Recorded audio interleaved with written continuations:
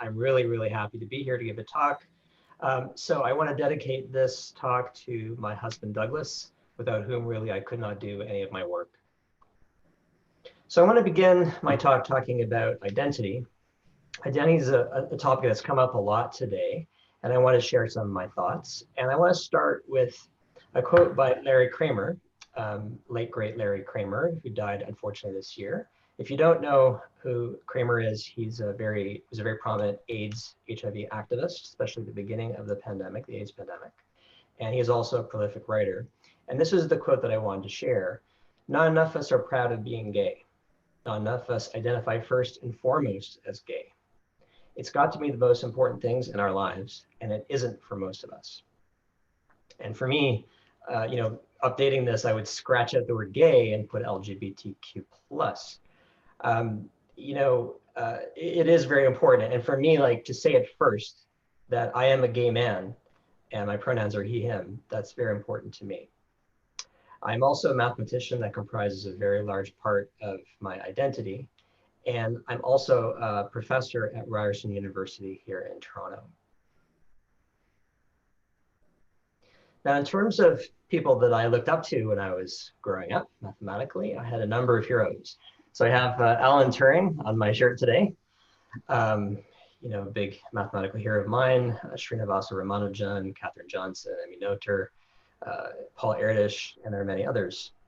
But when I think back, giving this talk, and I've given others along these lines, I think back to my role models. This is the slide that I'm able to come up with.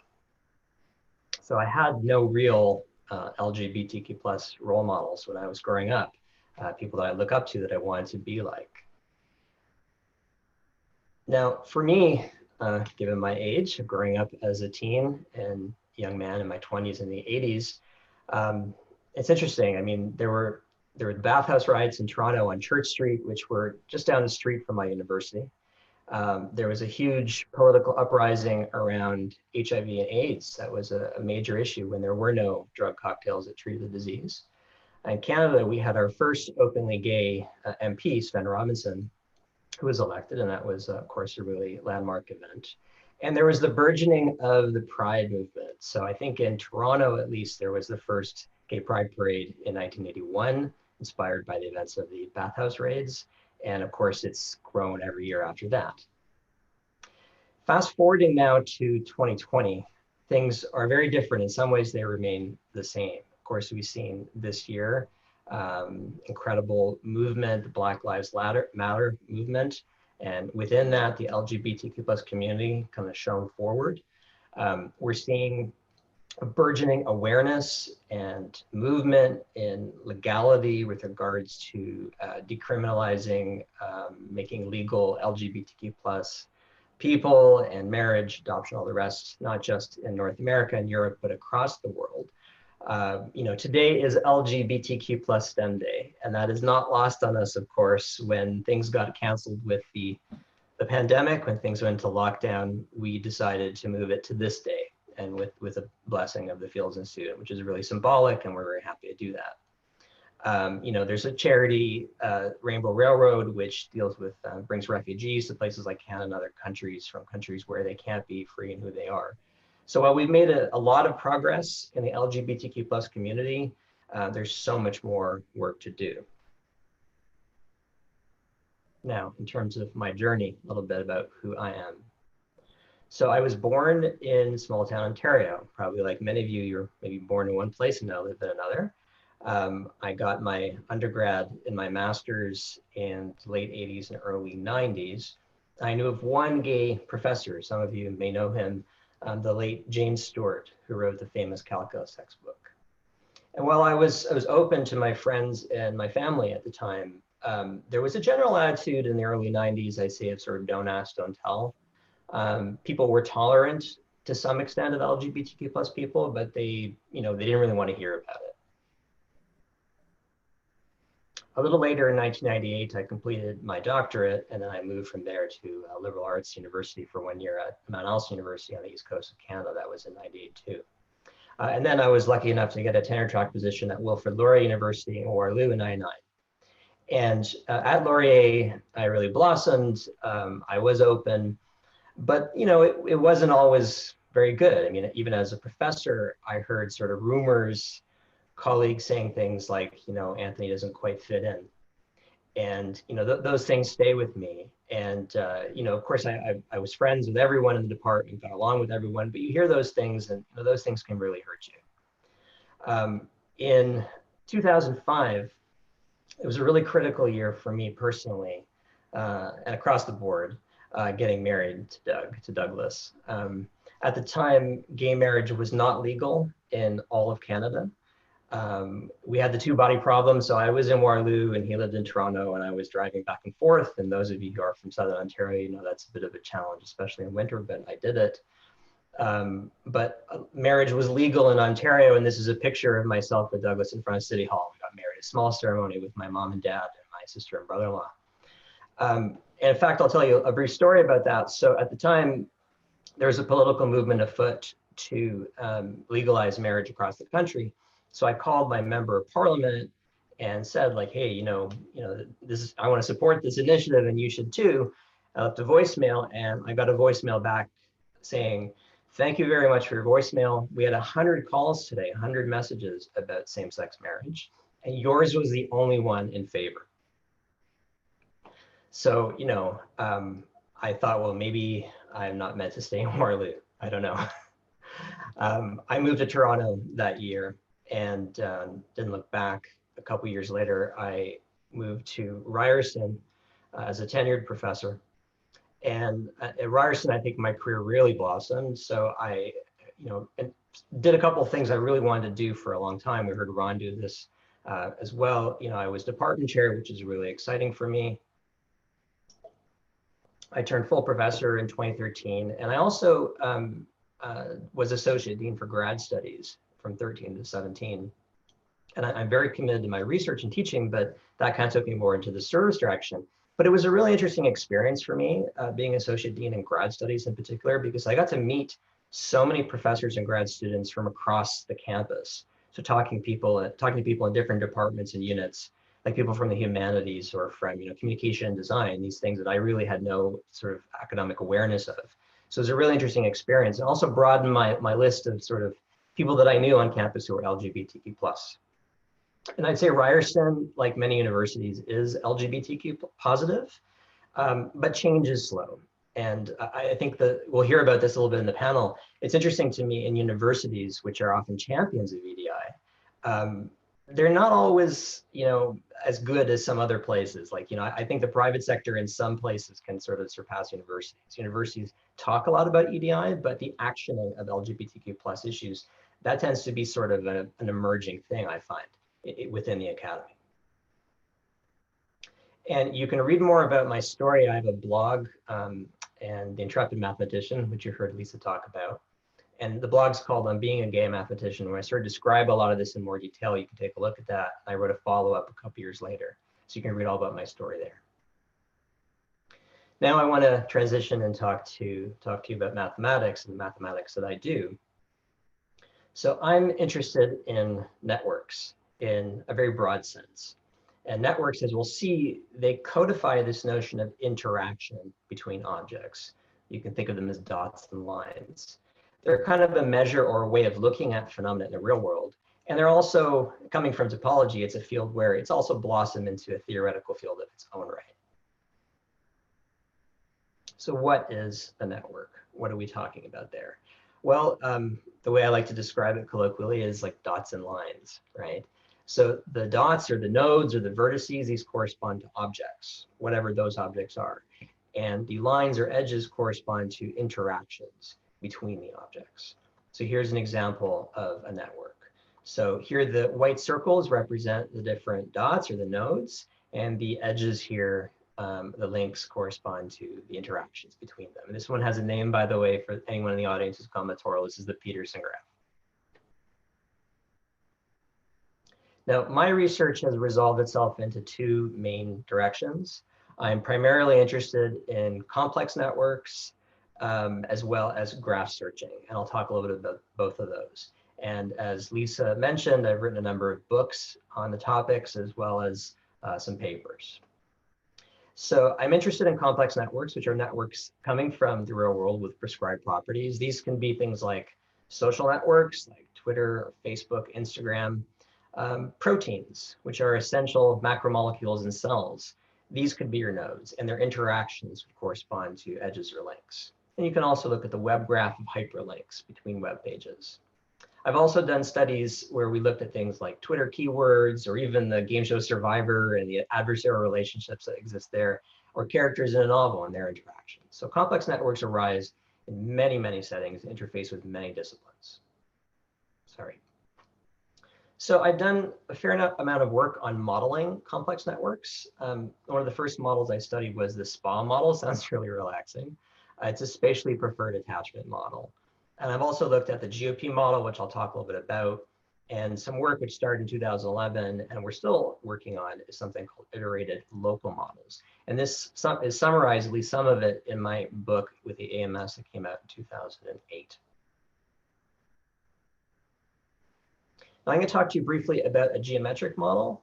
So we'll consider a model for social networks. That could be Twitter or Facebook or even networks in the real world, but typically we look at online social networks, where the nodes are identified with vectors, points in m-dimensional Euclidean space, like I have represented, say, in this hypercube here. And everybody gets a sort of region of influence, right? Someone who's very, very popular on, say, Twitter has a very large region of influence. Someone like myself, it's a smaller sphere.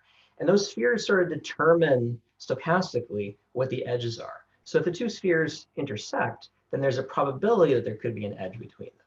So you generate a random graph via this sort of sphere of influence thing. And I forgot to mention these spheres, the volume of them, because it could be an n-dimensional space, is sort of represented by a ranking function. So the rank 1, the highest rank, that means you get the biggest sphere of influence, whoever it is on, on Twitter, Justin Bieber, whoever it is, Oprah, I don't know. And then your rank, if you're lower rank, then you're going to have a smaller region of influence. So the GOP model, which stands for geometric protean, I'm not going to go through its rigorous definition because this is a general audience. Here's a simulation, by the way, of this geometric model, this GOP model, with 5,000 nodes on a unit square. You can prove rigorously, and I'm really fascinated by that, proving rigorously properties that you see in nature. Like you see things like power laws, which says that if you look at this picture, there are a couple high degree nodes, which you can see by these kind of stars, but most of the nodes are not very popular, right? And that's power law. And don't worry too much about these parameters. They come from the definition of the model. They're also highly dense graphs, which is something we see in nature, specifically in social networks. And they have this small world property. So between random nodes, typical nodes, you'll see short distances between them. And in particular, this M here, by the way, is the dimension of your hypercube where these nodes are living.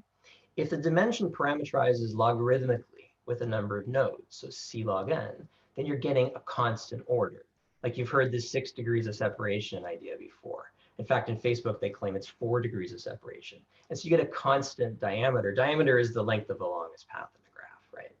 So it generates many of these properties. It does many other things like bad spectral expansion or high local clustering. There's lots of things this model does.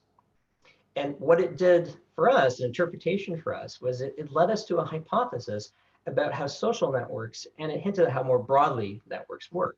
So the GOP model predicts a dimension of a social network to be approximately log n, where n here is a number of users, a number of nodes. And what is a dimension in a social network? It's a number of attributes that you have, right? Like it's a vector that you associate with various socio-demographic attributes that you could have. Like it could be your age range or your race or something else. And what this is saying, log n, of course, is much smaller than n, approximately the number of digits. It's saying that for even a very large network like Twitter or Facebook, a small number of attributes can be used to extract information and sort of identify you amongst a small set of users. And what this really is about is this notion of hidden geometry, which has really been a theme in a lot of my research. So you can think of graphs as just these highly unstructured things, just dots and lines, as I said, not living in any space or having any intrinsic geometry other than the graph distance. But really, we're thinking of these graphs as sitting also in a kind of social space. Sociologists call a Blau space, where if you're close to someone's social economic status, say, you're maybe closer to them in the social space. So uncovering the dimension of the social space was one contribution we did with this model.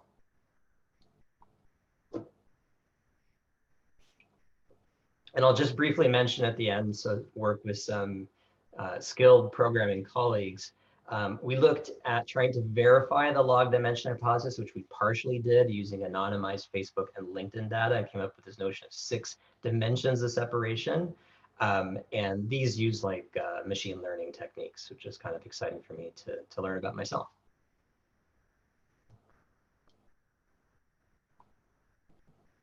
Okay, I'm going to move on and talk next about graph searching. So graph searching is a little different than complex networks. It's more in the realm of pure math. I see myself as bridging both pure and applied mathematical topics. But there are applications to graph searching in things like mobile computing or driverless cars or network interdiction, trying to find intruders in networks. So the idea, very simply, is that you have a pursuer and you have an evader. And they're playing a game, some sort of combinatorial game, on a network by prescribed rules. Now, those rules can vary a lot depending on the game. Like in this game of cops and robbers, the pursuer and evader, they sit on nodes and they can only move to adjacent vertices, and the cop is trying to land on the robber to capture them. So the pursuer can capture the evader. That's possible. They can neutralize them, sort of wall them in or something, or restrict their movements.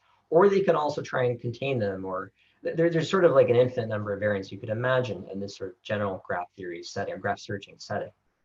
And to make it more interesting and combinatorial, you do optimization. So you try and minimize the number of pursuers. You can imagine just sort of flooding your network with a huge number of pursuers, and then capture or containment of the evader is very simple. But if you try and minimize it, maybe you just have one pursuer, then it becomes much more interesting and often more challenging. So I'll talk as an example about the localization game, localization. So you can play this on any graph. And you have, in this case, you have one pursuer that I'm going to put on this particular network. And this network, fairly simple looking, right? It's a tree, it's a star, a central node with all these vertices of nodes of degree 1 sitting here. And an evader appears somewhere on the network. And the interesting thing is you don't know as a pursuer where the evader is. So I try to make a little lighter green. In fact, this is like an invisible evader. You cannot see the evader. Now, how can this make sense? Like, how would you try and search and find the evader if they're invisible? Well, we're giving you a little bit more information, okay? Not the full picture, but partial information.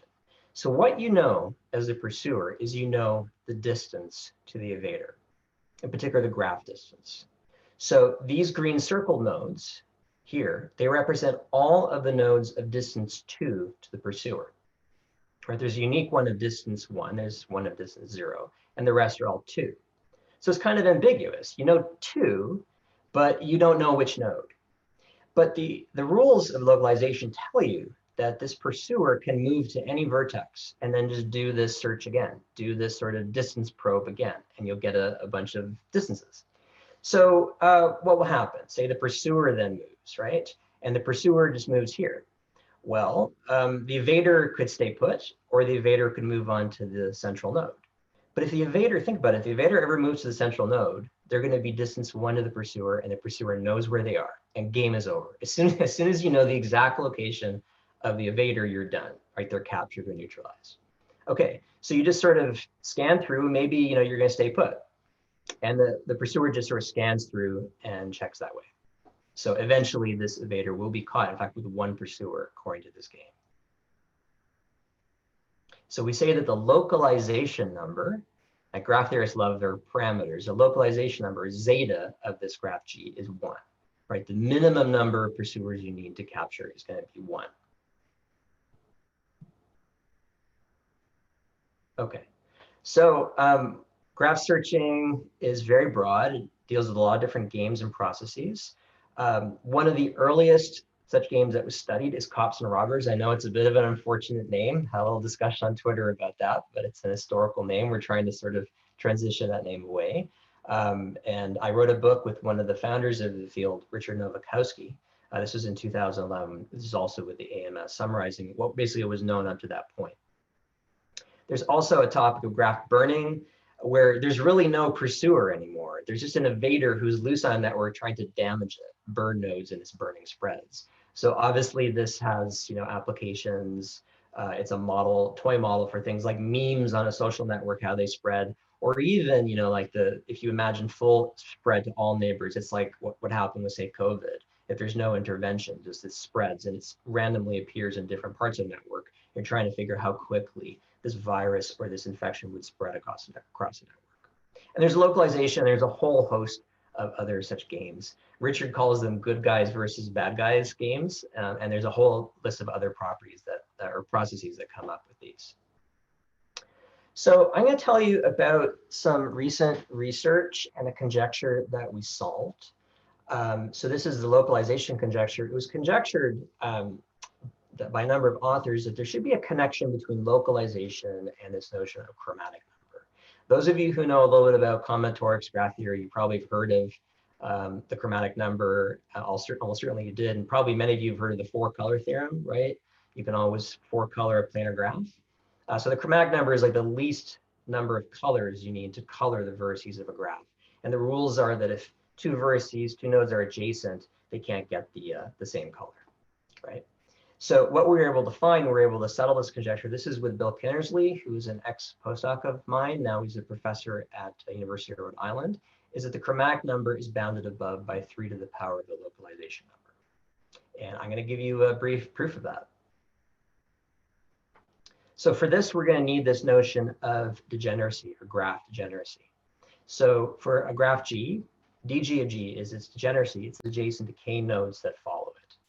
So you can think of it as a kind of linear layout of the graph where you have this sort of k fan out property. There's only k edges coming out after for each of the nodes.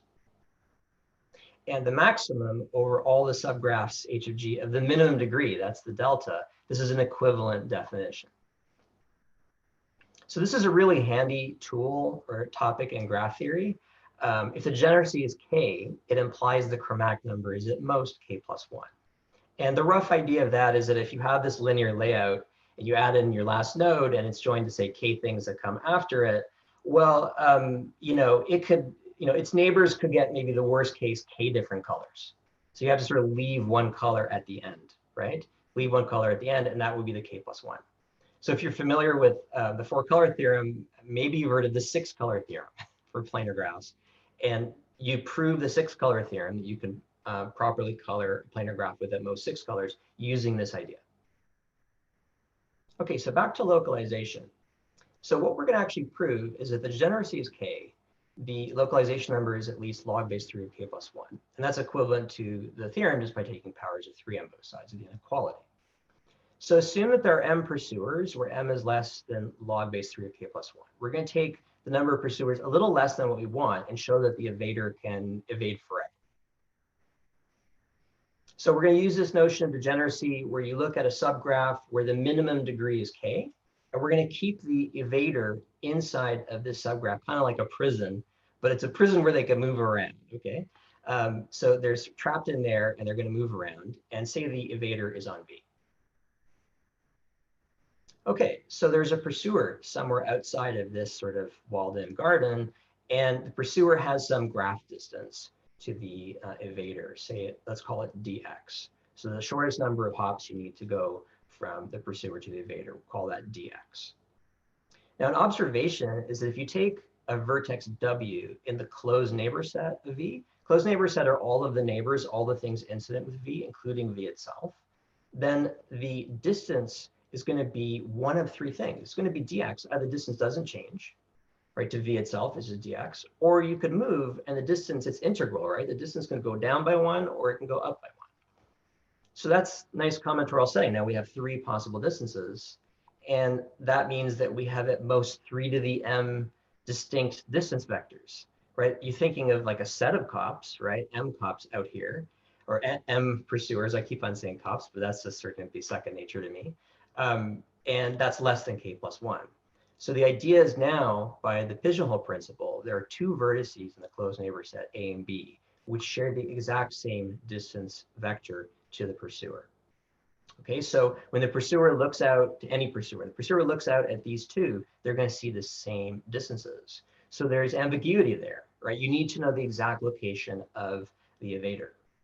So the evader moves to one of A or B, and they're safe. So you set up an induction, and then you just proceed, and the pursuer can evade forever. Now, I'll mention just briefly that you can make this inequality tight, and I won't go through all the details here. Using a bit more machinery from graph products, you can define these core vertices and these long 40 vertex paths with satellite vertices. For those of you familiar with sort of complexity type proofs in combinatorics, these are gadgets that you're building. Okay, so I've got a few minutes left, and I'm just going to close off and talk about an epilogue. So some axioms for me, being an LGBTQ plus mathematician, some things I want to share with all of you. I first want to say, I don't know if I'll have another chance to say it today, I'm so thrilled that you're all here, honestly. I mean, it's a global pandemic. We're all going through so much, and it means everything to me. I'm sure it means everything to the other co-chairs that you're here. It's really a special moment for me professionally and personally. And I want to tell you, and I mean this, you're not alone. Okay, there's a lot of us out there in the math community, and you're not alone. There may not have been a lot of role models for me in the past, but there are more now. There are more people we're seeing every day being out and in the math community and the stats community. And so just know that you are not alone. And as an LGBTQ plus person, or whatever acronym you want to use, right? Just know that you can be successful as anyone else. Know also you're going to face lots of barriers. You'll face outright discrimination. I mean, I face that too, but you can be successful. You can be. And if you feel safe, be out. Okay, now, big if, right? If it's not safe for you, don't do that. And it's every individual's sort of makeup and understanding of what they think of in terms of being out and how safe that is. But the more of us that are out, the more visible we are, the bigger impact that we can make. And my last axiom I'm going to finish with, it's really a quote. This is from Denise O'Neill Green at Ryerson, but it was taught to Imogen Coe, who's going to be moderating the panel. And I learned it from her, that diversity is a fact, inclusion is a choice. I'm on a number of bodies, boards, and other things, panels that talk about diversity and inclusion. I always say this, it's so critically important. We live in a diverse society in Canada, United States, Europe, even many other countries are diverse. There's no mistaking that. Not just, I mean, we're talking intersectionally, not just LGBTQ+, but racialized communities and so on. But the way we choose to interact with that diversity is our choice. So whether you're on a hiring committee, whether you're choosing organizers or speakers at a conference, you have that choice. We all do. And I know there are a number of allies in this audience, okay, not just people who are LGBTQ+. You are the majority. And I really wish, like sometimes I feel like I want to tell these things to people who are not LGBTQ+, because they need to hear them and understand them. You are an ally. You have the power of choice. You can include us. And we're looking to you. We're organizing things ourselves, but allies are so powerfully important. And I was thinking back also, I had that sort of depressing slide, I guess, a little bit about role models. Here are my 2020 role models. So I changed the slide now. So Ron, Emily, Juliet, and Brian and Robin, who are going to join the panel, you are my role models. I'm so thrilled you're taking part of the day.